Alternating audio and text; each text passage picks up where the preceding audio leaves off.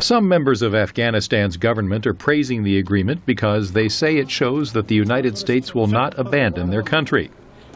Parliament member Shakriya Barakzai is one of the supporters. It's very early to say that the Parliament may pass or not, but from my point of view, as long as it is good for the country and good for the Afghan people, we would like to vote for it. As far as President Obama is concerned, the agreement is also good for the American people. My fellow Americans, we've traveled through more than a decade under the dark cloud of war. Yet here, in the pre-dawn darkness of Afghanistan, we can see the light of a new day on the horizon. The former Afghan ambassador to the United States, Saeed Tayyab Jawad, says the plan signals a U.S. commitment to stay engaged in his country and assures Afghanistan's neighbors that the agreement is not a threat.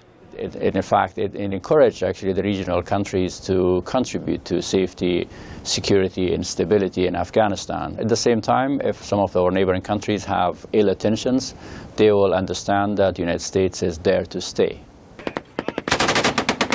The plan does not specify U.S. troop levels in Afghanistan, but it gives Washington the option of keeping troops there for a decade after 2014 to train Afghan forces or for operations against al-Qaeda.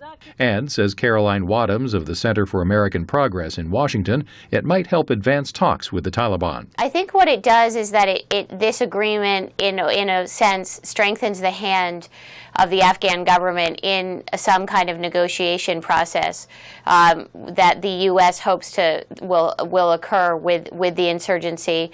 I think it gives the Afghan government a little bit more leverage, a stronger card to play in that process. Another detail missing from the agreement is the amount of financial support the United States will give Afghanistan. That's up to Congress to decide. Former Afghan Ambassador Jawad says that after many months of negotiations, there was a desire to have an agreement in place before this month's NATO summit in Chicago. But as I mentioned, they would like to see a more specific commitment on the U.S. part as to the amount of the financial assistance that Afghanistan is receiving. Therefore, there was a push on the part of the Afghan government to really quantify the amount of the assistance that Afghans expect to receive. Still, Jawad says it's a positive agreement that will benefit Afghanistan and the region. Klein, VOA News, the White House.